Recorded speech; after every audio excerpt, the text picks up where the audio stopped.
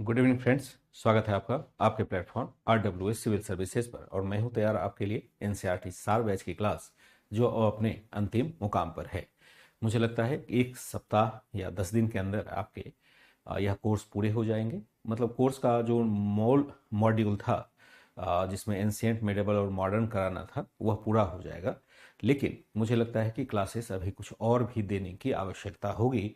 Other जो कुछ topic बचे हुए हैं उनको देखना पड़ेगा कि उनमें से क्या क्या चीज़ें आपके लिए कवर किया जा सकता है। ध्यान रखिएगा कि जब हम प्रारंभिक परीक्षा या मुख्य परीक्षा के लिए जाते हैं, खास करके यूपीपीसीएस या यूपीएससी के लिए, तो वहाँ पर एक वर्ल्ड हिस्ट्री का भी पार्ट है। और वर्ल्ड हिस्ट्री के कुछ टॉपिक तो हैं एनसीईआरटी में, लेकिन उस रूप में नहीं दिए गए हैं जिससे कि आपकी संपूर्ण समझ विकसित हो सके। तो मैं ऐसा भी कर सकता हूँ कि आपके लिए वर्ल्ड हिस्ट्री संपूर्णता में पढ़ाऊँ, यानी सीधे सीधे एडवांस लेवल पर ही पढ़ाऊँ, क्योंकि यहाँ पर एनसीईआरटी में उस रूप में कुछ दिया नहीं है कि जिसको कि पढ़ करके आप कुछ समझ बना पाएंगे। इंडियन हिस्ट्री में तो दिक्कत नहीं थी, यहाँ हम लोगों ने बहुत अच्छे तरीके से किया और मैं मान के चलता हूँ कि कॉन्सेप्ट के लेवल पर हम 90% कवर कर चुके हैं। यानी एडवांस लेवल पर भी आपको यही कॉन्सेप्ट पढ़ना है जो अभी आपने पढ़ा हुआ है। लेकिन वर्ल्ड हिस्ट्री के साथ ऐसा नहीं है। वर्ल्ड हिस्ट्री में हमें अलग से देखने की आवश्यकता होगी। शुरुआत में जब यह संरचना की गई थी तो यही सोचा गया था कि वर्ल्ड हिस्ट्री के जो कुछ छोटे टॉपिक हैं उनको करा लिया जाए, लेकिन शायद उससे आपका भला नहीं होगा, ऐसा मुझे लग रहा है। तो वर्ल्ड हिस्ट्री अकेले फिर 50 से 60 घंटे में कंप्लीट करेंगे और एक एक घंटे की क्लास देख करके उसको समाप्त कर देंगे, या 2 घंटे की क्लास देंगे। तो मतलब मैं चाहता हूं कि ये सभी बच्चों के लिए हो जाए, क्योंकि और भी बच्चे वेट कर रहे हैं वर्ल्ड हिस्ट्री के लिए। इसका आपका सेपरेट नोट्स बनेगा और जो कंप्लीट होगा उसके बाद फिर आपको वर्ल्ड हिस्ट्री कहीं भी और किसी भी किताब से पढ़ने की आवश्यकता नहीं होगी। एडवांस लेवल पर भी नहीं पढ़ने की आवश्यकता होगी, क्योंकि दोनों को मैं साथ ही कवर करता हुआ चलूंगा। ठीक है, तो एनसीईआरटी सार बैच की क्लास है स्वराज के लिए संघर्ष और 1919 से 1927 तक, यह नया टॉपिक है और टॉपिक नंबर आपका 12 हो जाएगा जो ओल्ड एनसीईआरटी का है। इसके बाद केवल एक ही टॉपिक अपना बचता है 13, उसको भी कवर करेंगे और जहां जरूरत होगी अब लास्ट में थोड़ा सा पीडीएफ का भी प्रयोग कर लेंगे। अभी तक आपको पीडीएफ से दिक्कत नहीं हुई होगी, मैं मान के चलता हूं कि आगे भी दिक्कत नहीं होगी। जहां मुझे आवश्यकता महसूस होगी मैं उसका प्रयोग कर लूंगा आपकी सहमति से। बाकी जैसे कोर्स चल रहा है, अगर कोई दिक्कत होती है तो मुझे आप बता सकते हैं। एक बार मैं चैट देखूंगा और फिर मैं क्लास की शुरुआत करूंगा। ठीक है बच्चे, चलिए। Very good evening, very good evening. ठीक है, सबका गुड इवनिंग स्वीकार है। आते हैं और यहां पर अब जरा देखते हैं कि ये वाला जो पार्ट है अभी जहां हमें इस चैप्टर को शुरुआत में लेनी है वह चैप्टर है का। तो चैप्टर ये वाला है, चैप्टर नंबर 12, ये ऑलरेडी हमारा हो चुका है। तो अब चैप्टर नंबर 12 आज शुरू कर रहे हैं, तो मैं मान के चलता हूं कि कम से कम 3 से 4 क्लास, 4 क्लास तो इसमें लगना ही चाहिए, लग ही सकता है। अगर पीडीएफ वगैरह का प्रयोग नहीं किया गया तो एटलीस्ट 4 क्लास तो यहाँ पर लगेगा और 4-5 क्लास यहाँ पर भी लग सकता है। तो तकरीबन मैं मान के चलता हूँ कि लगातार अगर 2 घंटे की क्लास होती रहे तो 10 क्लास, 10-12 क्लास आपके लग सकते हैं, क्योंकि कोई कटौती तो हमें करनी नहीं है। और ये आपका मेजर पार्ट, यानी यहाँ से लेकर के आप देखेंगे तो 1919 से जो स्वतंत्रता संघर्ष का मेन फेज है वह स्टार्ट होता है। तो यहाँ पर किसी भी प्रकार की कटौती की गुंजाइश बनती नहीं है, तो इसलिए आराम से इसको पढ़ते हैं। अब लास्ट है तो 10-12 दिन अगर लग भी जाता है तो कोई दिक्कत नहीं है। लेकिन मैंने एक डेडलाइन रखा हुआ है कि 20 तारीख यानी 20 नवंबर को मैं इसे समाप्त, 20 नवंबर से पहले इसको समाप्त करना चाहूँगा। तो देख लेते हैं और फिर मैं आपके लिए 50 क्वेश्चन का एक सेट भी तैयार कर लूँगा तब तक, ताकि आपको दिया जा सके बेहतर तरीके से मुख्य परीक्षा के आंसर राइटिंग के लिए क्वेश्चन दिया जा सके। तो लेते हैं टॉपिक को, स्वराज के लिए संघर्ष, इसको हेडिंग डाल देते हैं। स्वराज के लिए संघर्ष का अगर हम सीधा अर्थ देखें तो यहां से हमें कुछ पता नहीं चलता है कि एक्चुअल में ये बातें क्या हो रही है। स्वराज के लिए संघर्ष अगर कहें ये एग्जैक्ट आइडिया नहीं आता है, तो इसे हमें डिफाइन करना पड़ेगा 1919 से लेकर के 1927 तक, यानी इस कालखंड के लिए हमें पढ़ना है। और इस कालखंड में जो भी महत्वपूर्ण घटनाएं हुई है उसको हमें यहां पर पढ़ने की जरूरत होगी। जो भी महत्वपूर्ण घटना होगी, इस कालखंड की जो महत्वपूर्ण घटना होगी कालखंड की महत्वपूर्ण घटना अगर आप देखें तो क्या होगी?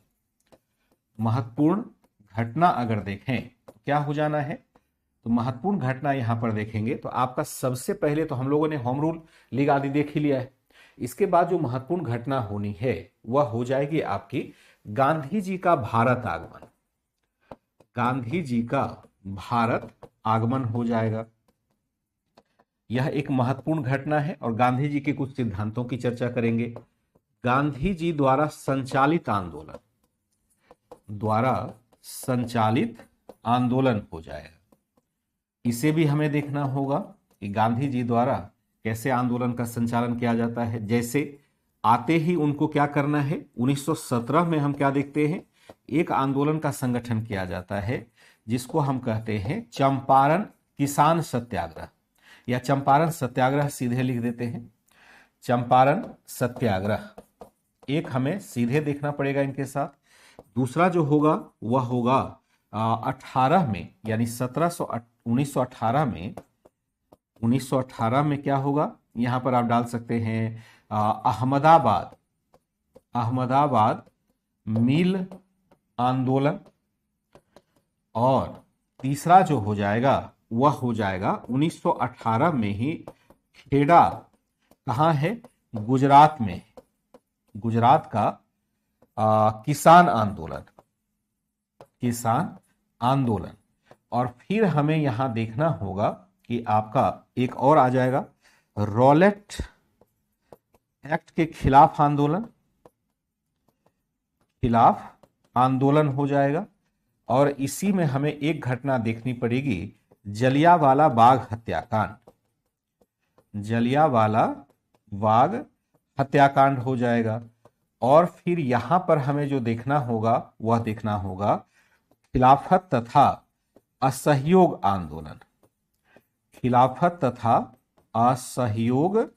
आंदोलन। यह भी हमें देखना होगा, खिलाफत तथा असहयोग आंदोलन। ठीक है, इतने सब चीजों को हमें यहां पर देखना है। इन सभी टॉपिक की चर्चा संक्षेप में करनी है। भले टॉपिक आपका बड़ा छोटा सा दिखाई देता हो, लेकिन इसमें और भी ऐड हो जाएगा, जैसे गांधी जी के रचनात्मक कार्यक्रम। अब देखते हैं इस पर कितना आपका आ पाता है वेटेज। हो सकता है कि एक ही पैराग्राफ में ये खत्म हो जाए, लेकिन ये सारी बातें 1927 से पहले देखना है। हाँ, एक चीज और है, स्वराज पार्टी आंदोलन भी यहीं पर आ जाएगा। इसी में आ जाएगा आपका स्वराज पार्टी आंदोलन भी इसी के बीच में आ जाएगा। इस तरह से हम एक पूरा मसौदा देखते हैं 1930 से पहले, यानी साइमन कमीशन से पहले, कि जितने भी मूवमेंट हैं सब इसी चैप्टर में कवर होते हैं। और 1927 के बाद साइमन कमीशन से लेकर के बाकी के जितने भी मैटर हैं जिसमें भारत की स्वतंत्रता भी शामिल है, सब सेकेंड वाले यानी 13 वाले चैप्टर में आपका कवर हो जाता है। तो तकरीबन जितने भी महत्वपूर्ण घटना है सबके ऊपर चर्चा तो यहां पर की गई है। बहुत डेप्थ नहीं है, डेप्थ का मतलब है कि बहुत अधिक फैक्ट्स यहां पर तो नहीं है, लेकिन तकरीबन इतना जरूर कॉन्सेप्ट दिया गया है कि आपको किसी भी प्रकार की दिक्कतें नहीं हो समझने में। ठीक है, ये था भूमिका का पार्ट। अब आगे हम लोग बढ़ते हैं, स्वराज के लिए संघर्ष वाला भाग है, तो यह किस रूप में हमारा आगे बढ़ेगा। जैसे हम क्या देखते हैं कि 1919 से 1927 के बीच में देखें, इसको डाल देते हैं यहां पर, स्वराज के लिए संघर्ष, और यह हो जाएगा आपका 1919 से 1927 तक। स्वराज के लिए अगर संघर्ष की बात करें, यह भारतीय स्वतंत्रता संघर्ष का, या ऐसे कह सकते हैं यह राष्ट्रीय स्वतंत्रता संघर्ष का तीसरा तथा अंतिम चरण,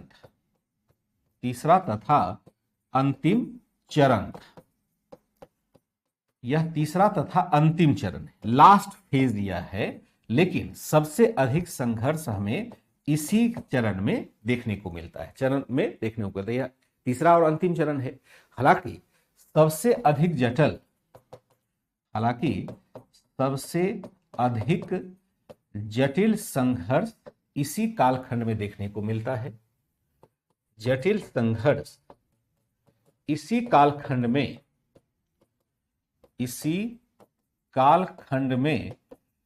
देखने को मिलता है। सबसे अधिक जटिल कालखंड में इसी कालखंड में देखने को मिलता है। यहां अब एक प्रश्न उपस्थित हो सकता है कि इस कालखंड में इतना मेजर संघर्ष क्यों प्रारंभ हुआ, इतना महान संघर्ष क्यों प्रारंभ हुआ, यह एक सवाल आपके मन में उत्पन्न हो सकता है। इसका उत्तर जब हम देते हैं कि क्यों ऐसे कालखंड में स्वतंत्रता संघर्ष के लिए बहुत मुश्किल घड़ी रही या बहुत तेज संघर्ष प्रारंभ हुआ, तो उसके जो कारण बताए जाएंगे वह कारण आपके प्रश्न का भी यानी मुख्य परीक्षा के प्रश्न का दायरा भी बनाएगा। हो सकता है कि मुख्य परीक्षा के प्रश्न वहां से पूछे जा सकते हैं। ध्यान रखिएगा कि ये जो पार्ट चल रहा है यानी पूरे मॉडर्न हिस्ट्री में कई जगह ऐसे कई बिंदु ऐसे हैं जहां की मुख्य परीक्षा में सीधे सीधे प्रश्न पूछे जाएंगे। मुख्य परीक्षा तो आप समझ पा रहे होंगे कि मुख्य परीक्षा में किसको कह रहा हूं। जिन बच्चों का अभी प्रोस्पेक्ट्स क्लियर नहीं है एग्जाम का, वो समझ लेंगे कि जब मैं मुख्य परीक्षा की बात कर रहा होता हो तो मैं मुख्य परीक्षा सिविल सेवा के परीक्षा के पैटर्न के बारे में बात कर रहा होता हो, जहां पर कि यूपीपीसीएस हो सकता है, यूपीएससी हो सकता है और बीपीएससी जैसा एग्जाम भी हो सकता है, जहां पर कि मुख्य परीक्षा में इंडियन हिस्ट्री को हमें डिस्क्रिप्टिव तरीके से लिखना होता है, उसकी मैं बात कर रहा होता हूं। जब आपको मैं मुख्य परीक्षा का उत्तर लिखने देता हूं तो उसका भी परिप्रेक्ष्य वही होता है कि आपको उस एग्जाम के लिए मैं लिंक कर रहा होता हूं। जो बच्चे इस कोर्स के माध्यम से एसएससी वगैरह का एग्जाम देना चाहते हैं तो उनके लिए लिखने की आवश्यकता नहीं, क्योंकि एसएससी या वनडे के एग्जाम के लिए, वनडे एग्जाम क्यों कहते हैं उसको, क्योंकि एक ही दिन में एग्जाम समाप्त हो जाता है, इसलिए उसको वनडे एग्जाम कहते हैं। मतलब सिंगल डेज में ही वह एग्जाम समाप्त हो जाता है, फिर आपका सिलेक्शन हो जाता है। अपेक्षाकृत वह आसान होता है बनिस्पत की सिविल सेवा के। सिविल सेवा में 3 चरण हो जाते हैं, तो इसलिए वहां पर जटिल हो जाता है। अगर आप इस कोर्स के माध्यम से सिविल सेवा की तैयारी नहीं करना चाहते हैं तो आप मुख्य परीक्षा के उत्तर के बारे में ना सोचें, यानी आप अभी लिखना, आप नहीं लिखेंगे तो काम चलेगा, क्योंकि फिर आपका अभी मतलब आप उस एग्जाम के लिए नहीं है ना, तो बेकार में क्यों मेहनत करना। तो हमने क्या, यहां पर राष्ट्रीय स्वतंत्रता संघर्ष का तीसरा चरण प्रारंभ होता है। हालांकि सबसे अधिक जटिल संघर्ष इसी कालखंड में देखने को मिलता है। इस कालखंड में अनेक बड़े बड़े आंदोलन, बड़े बड़े तथा व्यापक जनाधार वाले आंदोलन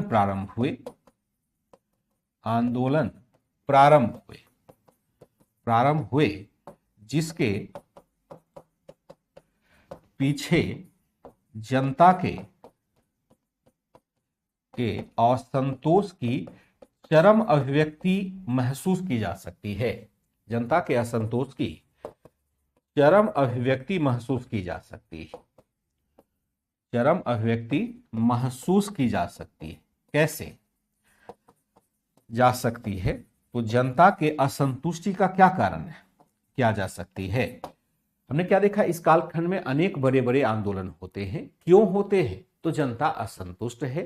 स्वाभाविक है कि जो ब्रिटिश शासन है वह एक विदेशी शासन है, एक शोषणकारी शासन है, इसलिए जनता हमेशा उससे असंतुष्ट रहेगी। और जब ये असंतुष्टि का लेवल हो जाता है, यानी जब एक तरह से असंतुष्टि का घड़ा भर जाता है, फिर विद्रोह के रूप में या आंदोलन के रूप में सामने आता है। इस दौरान आप देखेंगे कि कोई हिंसक आंदोलन नहीं होता है, बहुत कम। जैसे पंजाब वगैरह की घटनाओं को छोड़ दिया जाए तो बहुत हिंसा नहीं होती है। क्यों? क्योंकि अब गांधी जी ने नेतृत्व संभाल लिया था। गांधी जी ने डिसाइड किया था कि हम अपने सत्याग्रह और अहिंसा के सिद्धांत के माध्यम से ही आंदोलन का संगठन करेंगे। अब गांधी जी इसमें कितने सफल होते हैं ये तो आगे देखने वाली बात होगी, लेकिन पृष्ठभूमि को हम इस रूप में समझ सकते हैं। तो अब जनता के असंतुष्ट होने का क्या कारण था, ऐसा हम एक हेडिंग डाल दे सकते हैं। जनता के असंतोष का क्या कारण, असंतोष का कारण क्या था, जरा इसे देख लेते हैं। तो जनता के असंतोष के अनेक कारण हो सकते हैं, जिसमें से हम क्या देखते हैं कि प्रथम विश्व युद्ध के पश्चात एक पहला पॉइंट डाल सकते हैं कि प्रथम विश्व युद्ध समाप्त होता है। प्रथम विश्व युद्ध के पश्चात राष्ट्रवादी भावनाएं प्रबल हो रही थी। प्रबल हो रही थी यानी मजबूत हो रही थी। प्रबल शब्द नहीं समझेंगे तो मजबूत कर देते हैं। राष्ट्रवादी भावनाएं मजबूत हो रही थी। अब राष्ट्रवादी भावना मजबूत क्यों होगी और राष्ट्रवादी भावना का तात्पर्य क्या होता है? राष्ट्रवादी भावना का मतलब होता है कि जब हम एक राष्ट्र के लिए सोचने लग जाते हैं, और यह केवल भारत में नहीं हो रहा है बल्कि वैश्विक परिप्रेक्ष्य में भी यही हो रहा है। 1919 से पहले जब प्रथम विश्व युद्ध हम देखते हैं प्रारंभ होता है 1914 में और 1919 तक यह चलता है। 1919 से पहले वैश्विक परिप्रेक्ष्य में जो राष्ट्र थे, जो राज्य बने हुए थे, जिसको आप देश कहते हैं, वह असल में अधिकांश यूरोपीय देशों में आपको राजतंत्रात्मक व्यवस्था वाले राज्य ही दिखाई देंगे। यानी ऐसा राजतंत्र जो एक राजा द्वारा शासित होता हो, लेकिन राजतंत्र के होने के बावजूद अब वह अपने भौगोलिक सीमा को पहचानने लगा है और इस आधार पर राज्य का संगठन हो रहा है कि ये हमारी भौगोलिक सीमा है, हमारे नस्ल के लोगों की भौगोलिक सीमा है। जैसे आप देखेंगे सर्बिया देश है। अभी बहुत मैं वर्ल्ड हिस्ट्री में आपको नहीं ले जाना चाहूँगा क्योंकि वर्ल्ड हिस्ट्री का कोई परिप्रेक्ष्य आपको क्लियर है नहीं, तो आप सर्बिया भी कहूँगा तो भी आपको समझ में नहीं आएगा कि सर्बिया एक्चुअल में है कहाँ या अन्य देश कहाँ है, रोमानिया कहाँ है, हंगरी कहाँ है। तो बहुत सारे ऐसे देश जो खास करके पूर्वी यूरोप के देश थे जिस पर पहले उस्मानिया तुर्की साम्राज्य का आधिपत्य था, वह स्वतंत्र होने लगा अपनी पहचान के साथ, अपने नस्ल की पहचान के साथ वह स्वतंत्र होने लगा और अंतर्राष्ट्रीय समुदाय ने उसे मान्यता भी प्रदान की कि ठीक है भाई अपना देश बना लीजिए, ठीक है भाई अपना देश बना लीजिए। तो ये जो राष्ट्रवादी भावनाओं का उभार होता है प्रथम विश्व युद्ध के दौरान, उसने भारत के भी तो राष्ट्रवादियों को प्रभावित किया होगा। भारत के जो राष्ट्रवादी आंदोलन चला रहे थे उनको भी तो प्रभावित किया होगा। इसलिए यहां पर इस कालखंड में हम क्या देखते हैं कि राष्ट्रवादी भावनाएं मजबूत हो रहे थे, राष्ट्र के आधार पर लोग संगठित हो रहे थे। इसमें हमने क्या देखा कि राष्ट्रवादी भावनाएं मजबूत हो रही थी। इस कारण भारत में भी स्वशासन की मांग में तेजी आई। इस कारण भारत में भी स्वशासन की मांग में तेजी आती है। एक तो कारण यह हो सकता है, जैसा कि हम देखते हैं पहले भी आपका एनी बेसेंट वगैरह के द्वारा किया जा रहा है, मांग में तेजी आई, एक कारण हो सकता है। दूसरा कारण क्या है कि भारतीयों का बेवजह शोषण हो रहा है। इस समय हम क्या देखते हैं कि विश्व युद्ध के कारण आर्थिक संकट का दौर प्रारंभ हुआ। आर्थिक संकट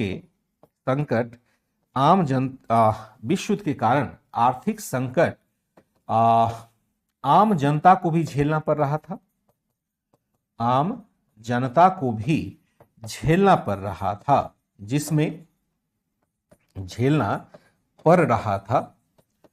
जिनमें प्रमुख कारण क्या था? कारण था महंगाई, बेरोजगारी था। महंगाई बहुत बढ़ा हुआ है, बेरोजगारी बहुत अधिक बढ़ा हुआ है, बेरोजगारी आदि। इस कारण हम क्या देखते हैं कि यहां पर विश्व युद्ध के कारण आर्थिक संकट आम जनता को भी झेलना पड़ रहा था, जिनमें प्रमुख कारण था महंगाई और बेरोजगारी। यह कालखंड अगर देखें तो इस कालखंड में आपको आर्थिक महामंदी भी प्रारंभ होता है। मैं आगे लिख देता हूं। इसी कालखंड में वैश्विक आर्थिक महामंदी भी प्रारंभ हुआ। वैश्विक आर्थिक महामंदी प्रारंभ हुआ या महामंदी का दौर प्रारंभ हुआ, जिसके कारण से प्रारंभ हुआ जिसने आर्थिक कठिनाइयों को और बढ़ाने का कार्य किया। आर्थिक कठिनाइयों को और बढ़ाने का कार्य किया। आर्थिक कठिनाइयों को और अधिक बढ़ाने का कार्य किया। अब इसका क्या मतलब है? अधिक बढ़ाने का कार्य किया। अब इसका क्या मतलब है कि आर्थिक संकट को और अधिक बढ़ाने का कार्य किया? इसका क्या मतलब? इसका मतलब है कि देखो, आर्थिक मंदी में क्या होता है कि इकोनॉमिक डिप्रेशन होता है। आप लोगों ने इसको इकोनॉमी वाले सेक्शन में पढ़ा होगा, क्योंकि इकोनॉमी भी तो हम लोग पढ़ते ही हैं। तो आर्थिक महामंदी की स्थिति जब आती है तो एक्चुअल में यहां पर मूलतः जो बातें होती है कि जो डिमांड है, डिमांड साइड है, वह आपका स्लो हो जाता है। आर्थिक महामंदी में क्या करते हैं? डिमांड साइड हमारा स्लो हो जाता है, और आर्थिक जो प्रक्रिया होती है वह डिमांड के ऊपर ही निर्भर होती है। जैसे हम उत्पादन करते हैं यानी प्रोडक्शन करते हैं, और प्रोडक्शन करते हैं क्यों? क्योंकि बाजार में उसका कंजम्पशन होना है, और कंजम्पशन क्या दिखाता है? डिमांड को दिखाता है। किसी वस्तु की डिमांड होगी तभी तो वह वस्तु प्रोडक्शन में आएगा। तो जब विश्व युद्ध का दौर चल रहा था तो बहुत सारी वस्तुओं की बहुत मांग हो रही थी, खास करके युद्ध से जुड़ी हुई वस्तुओं की बहुत तेज मांग थी। खाद्यान्न की मांग थी, अन्य वस्तुओं की मांग थी, और जैसे युद्ध समाप्त हो जाता है वह डिमांड अचानक से ड्रॉप हो जाता है। अचानक से ड्रॉप होगा लेकिन प्रोडक्शन तो चल ही रहा था, तो बाजार में प्रोडक्शन की बाढ़ आ जाएगी।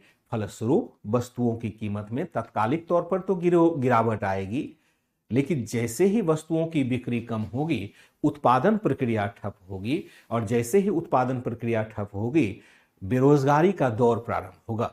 मान लीजिए एक फैक्ट्री में इतने सारी वस्तुओं को रखा गया है, पहले से प्रोडक्शन हो गया है, तो क्या अब प्रोडक्शन की जरूरत होगी? पहले जब तक खपत नहीं होगा तब तक लागत कहां से निकलेगा?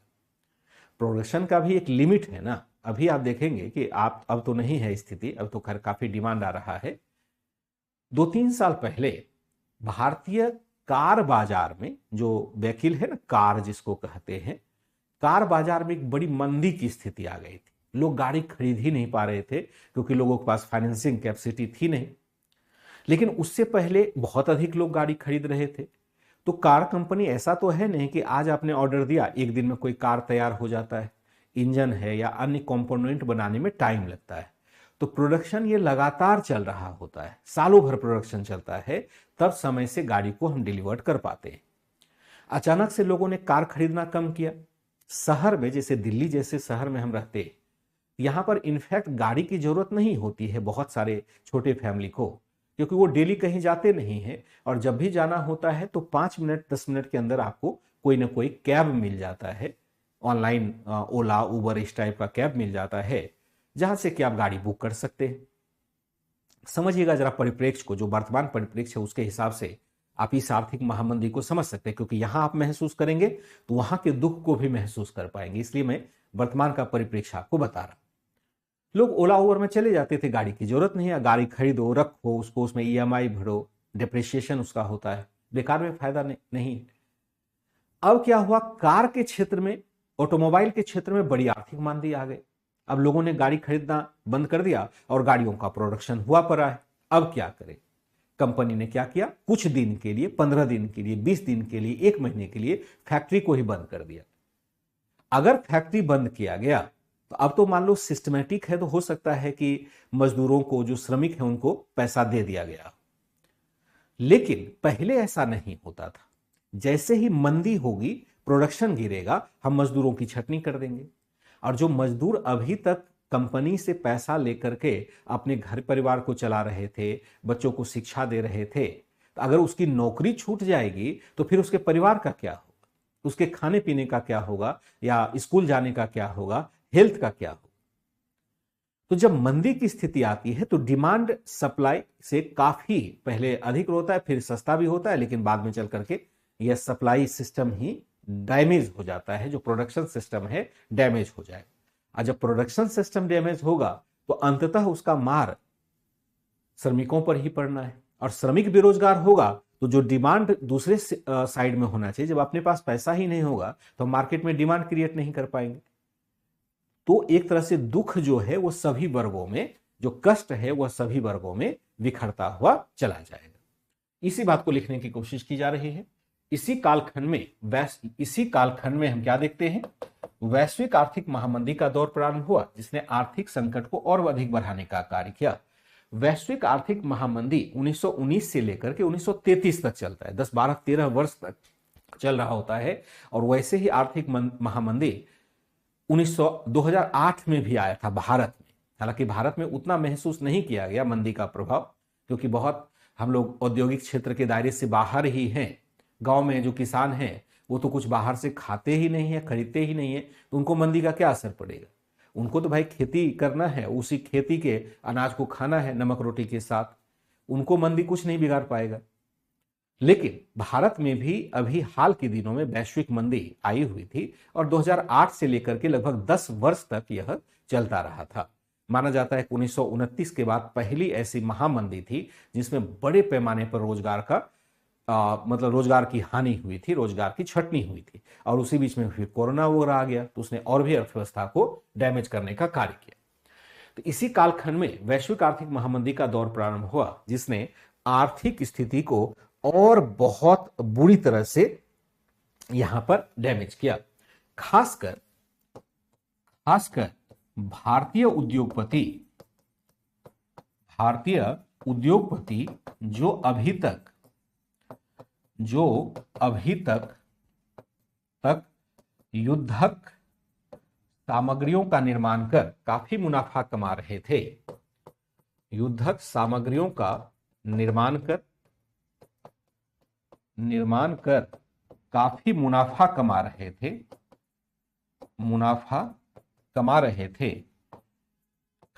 थे, वो क्या हो जाएंगे, कमा रहे थे, वे मंदी के दौर में आ जाएंगे। वे क्या हो जाएंगे, वे मंदी के चरण में पहुंच गए। अतः इन्होंने पहुंच गए। अब इन्होंने महसूस किया कि राष्ट्रवादी नेता ही, राष्ट्रीय आंदोलन ही उनके अधिकारों की रक्षा कर सकता है,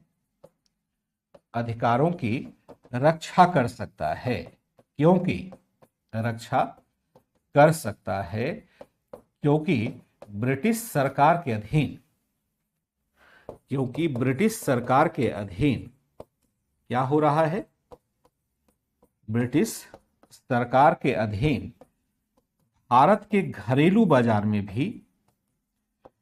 घरेलू बाजार को आयात से भरा जा रहा था।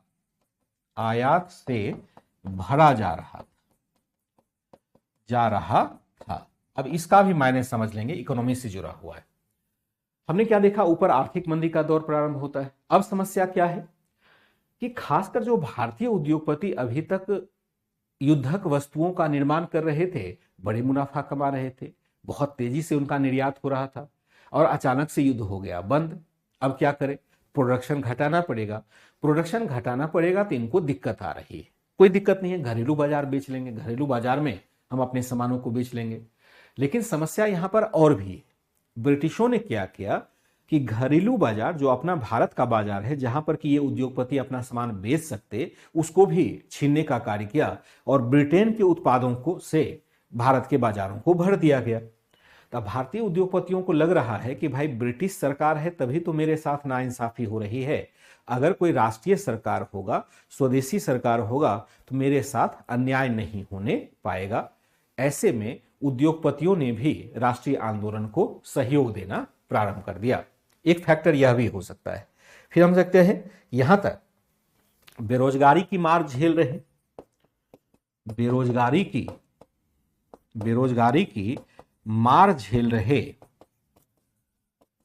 रहे श्रमिक भी राष्ट्रीय आंदोलन का हिस्सा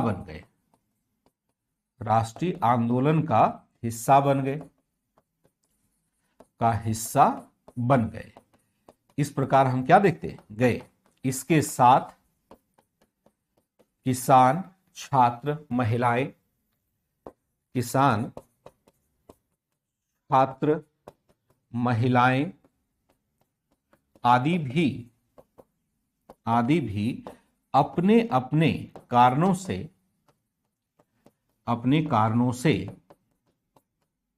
से राष्ट्रीय आंदोलन के साथ जुड़ते चले गए, राष्ट्रीय आंदोलन के साथ जुड़ते चले गए, राष्ट्रीय आंदोलन के साथ जुड़ते चले गए।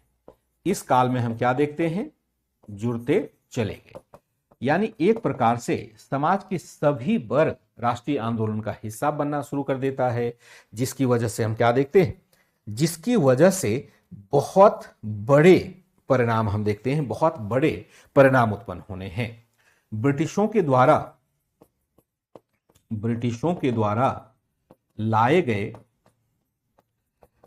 गए संवैधानिक सुधार भी क्या थे, संवैधानिक सुधारों ने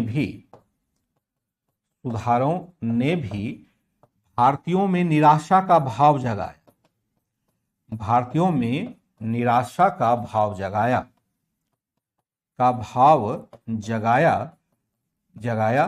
क्योंकि ऐसे संवैधानिक सुधारों के माध्यम से, क्योंकि इन सुधारों के माध्यम से स्वशासन का वादा पूरा नहीं किया जा सका था, स्वशासन का वादा पूरा नहीं किया गया। ब्रिटिश सरकार ने कहा था कि हम आपको स्वशासन देंगे, लेकिन संवैधानिक सुधार जब लाए गए तो स्वशासन की मांग को नहीं माना गया या स्वशासन को गलत तरीके से दिया गया।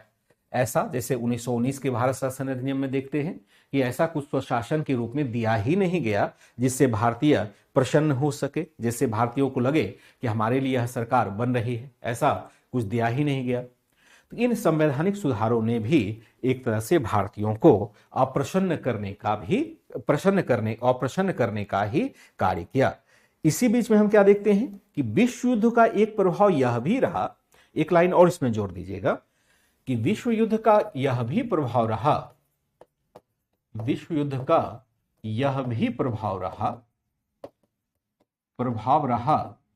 कि ब्रिटिश अथवा यूरोपीय संस्कृति के सर्वश्रेष्ठता का दावा समाप्त हो गया,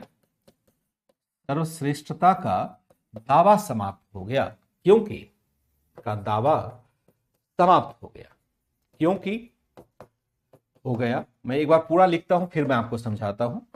वस्तुतः यूरोपीय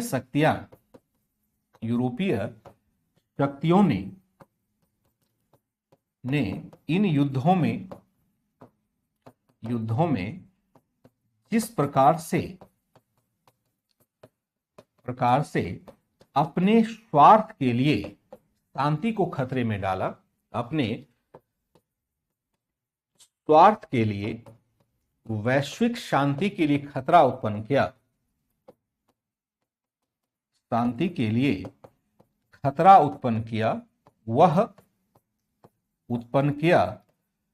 वह किसी भी असभ्य देश से भी बदतर था, किसी भी असभ्य देश से भी बदतर था, असभ्य देश से भी बदतर था।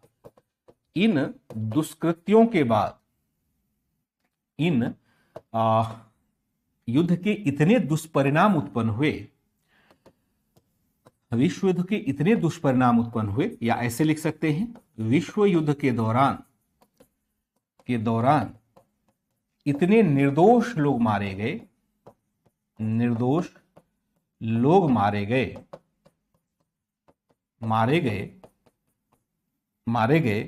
कि अब कोई भी यूरोपीय देश अपने आप को सभ्य नहीं कह सकता है। अब कोई यूरोपीय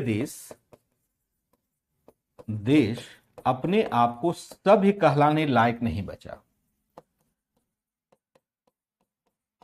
सभ्य कहलाने लायक नहीं बचा, लायक नहीं बचा। कोई भी देश यह नहीं कर सकता है हम सब। यह कहने की क्या कोशिश हो रही है, एक बार पहले आप लिख लीजिए, फिर मैं इसको डिफाइन करता हूं कि विश्व युद्ध का यह भी प्रभाव रहा कि ब्रिटिश अथवा यूरोपीय संस्कृति के सर्वश्रेष्ठता का दावा समाप्त हो गया। वस्तुतः यूरोपीय शक्तियों ने इन युद्धों में जिस प्रकार से अपने स्वार्थ के लिए वैश्विक शांति के लिए खतरा उत्पन्न किया, वह किसी भी असभ्य देश से भी बदतर था, किसी भी असभ्य देश से भी बदतर था। विश्व के दौरान इतने निर्दोष लोग मारे गए कि अब कोई भी यूरोपीय देश अपने आप को सभ्य कहलाने लायक नहीं बचा।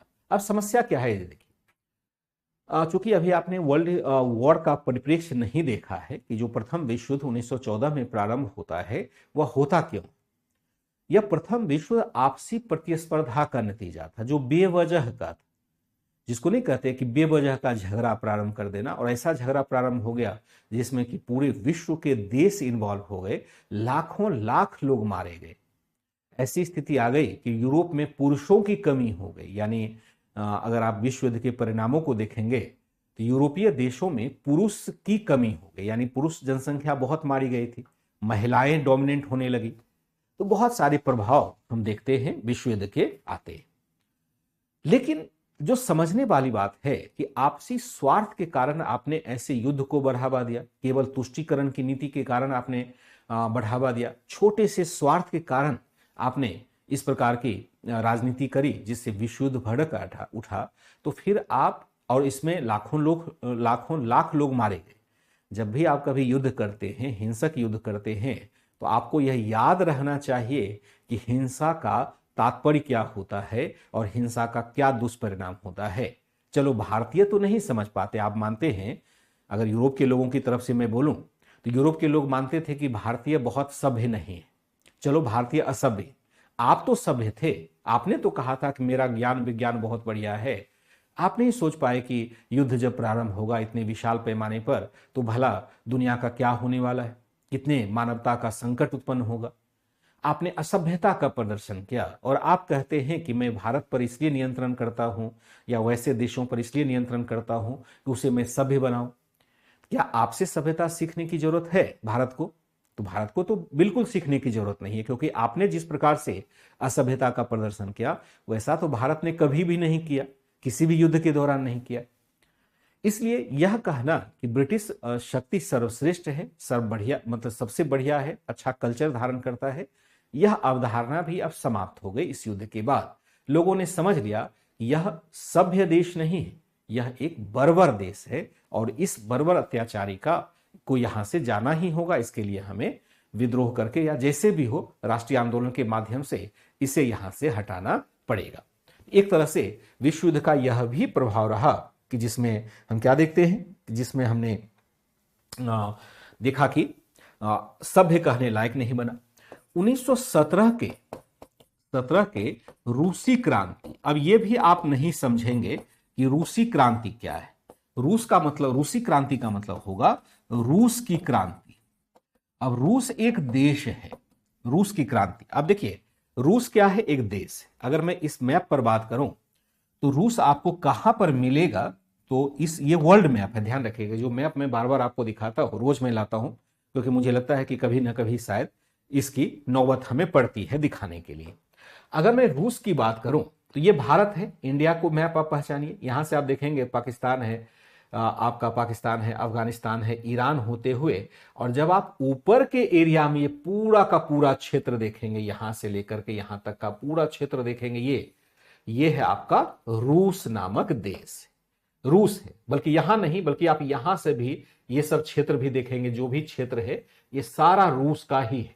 विश्व के सबसे बड़े भौगोलिक क्षेत्रफल को धारण करता है रूस, सबसे बड़ा देश है भौगोलिक क्षेत्रफल के हिसाब से। तो ये जो रूस है, यहां पर एक शासक हुआ करता था जिसको हम जार कहा करते थे। शासक का नाम क्या होता था? जार शासक होता था। जार तानाशाही शासक थे। जार का मतलब है कि सबके उपाधि के नीचे, जिसे हम भारत में देखते हैं ना, किसी को कहते हैं गुप्त शासक। गुप्त शासक क्यों कहते हैं?